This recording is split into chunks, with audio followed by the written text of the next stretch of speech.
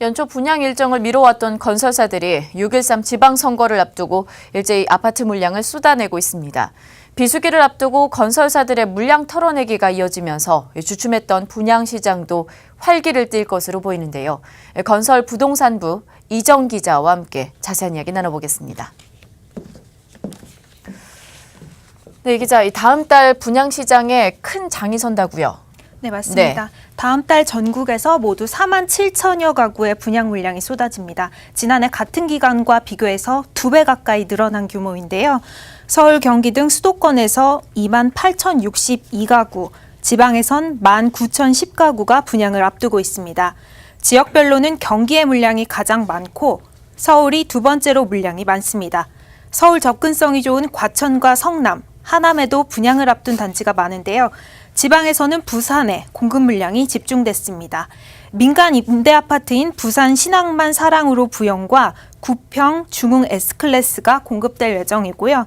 대구에서는 대구 연경 금성 백조 예미지, 힐스테이트 버머, 국가산단 반도 유보라 아이비파크 등이 분양을 앞두고 있습니다. 이 외에 경남 2,728가구, 충남 2,098가구, 전남 1,189가구, 울산 851가구, 강원 788가구, 경북 786가구, 충북 777가구가 분양됩니다. 특히 대형 건설사들의 분양 물량이 좀 많은 것 같습니다. 네, 맞습니다. 네. 그동안 분양 일정을 미뤄왔던 대형 건설사들이 이번 주부터 한 번에 많은 물량을 쏟아내는데요. 오늘 한라 부평, 한라 비발디의 청약 접수를 시작으로 25일 대림산업, 이편한세상, 인창 어반포레, 26일 쌍용건설, 김해 쌍용예가더 클래스 등 이번 주에만 전국 16곳에서 견본주택이 문을 열고 모두 3,055가구의 청약 접수가 진행됩니다. 주요 건설사들이 6월 예정된 지방선거 이전에 아파트를 처분하기 위해 분양 일정을 조정하면서 5, 6월 공급 물량이 크게 늘어났습니다. 서울 등 일부 지역에서는 이 로또 단지의 최대 수백 대 1의 경쟁률도 나오고 있는 것 같은데 반대로 지방은 미분양이 속출하고 있나 봐요. 네, 맞습니다. 네. 여전히 될 곳만 되고 되는 지역별 양극화 현상이 심화되면서 지방의 미분양 공포가 현실화되고 있습니다. 금융결제원에 따르면 올 1분기 지방 중소도시에서 분양한 34개 사업장 중 단 12곳만이 미달을 면했는데요. 제주에선 청약자가 단 한 명도 없는 청약 제로 단지까지 나왔습니다. 국토부 통계에 따르면 지난 2월 말 기준 지방의 미분양 주택은 모두 5만 933가구로 지난 2011년 3월 이후 7년 만에 가장 높은 수준을 기록했습니다.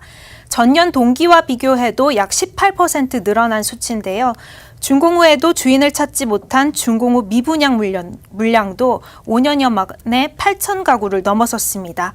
이렇게 미분양이 쌓이고 있는 가운데 신규 공급 물량도 늘어나면서 당분간 지방 신규 분양 시장의 고전이 예상됩니다. 상황이 이렇다 보니까 분양 일정을 미루거나 중단한 곳도 좀 많다고요. 네, 맞습니다. 네. 특히 대형 건설사에 비해서 상대적으로 브랜드 파워가 약한 중견 건설사들이 막판까지 다른 사업지의 일정을 살펴보면서 분양 시기를 저울질하고 있는데요. 정부 규제 여파로 전반적인 부동산 시장이 침체가 되면서 입주 물량이 많거나 미분양 우려가 큰 곳들 위주로 리스크 관리에 들어간 것으로 보입니다. 일신건영은 당초 이번 달과 다음 달 분양 예정이었던 평택 소사벌 아너하임과 천안 청담동 휴먼빌의 일정을 미룬 상태이고 한신공영 역시 양산 주진동 한신더휴의 분양 일정을 연기한 상태입니다. 때문에 전문가들은 수시로 분양 일정을 꼼꼼하게 체크할 필요가 있다고 조언합니다. 지방선거를 앞두고 건설사들이 청약 일정이나 이런 부분들을 조정하는 부분들이 굉장히 잦아졌습니다. 특히 이제 5월부터는 특별 공급에 대한 청약 자격도 제도적으로 바뀌기 때문에 바뀌는 청약자들을 좀 꼼꼼히 체크를 하셔야 되고요. 그리고 청약 일정들도 수시로 바뀌니까 관심지와 관심 대상과 관련된 것들은 해당 건설사 쪽에서 확인을 하시면서 일정들을 수시로 체크를 하셔야 됩니다. 네, 대형 건설사들의 알짜 물량이 좀 많이 나오는 만큼 내 집 마련에 관심을 가지고 있는 수요자들은 조금 더 주목해 보시면 좋을 것 같습니다. 지금까지 이정 기자였습니다.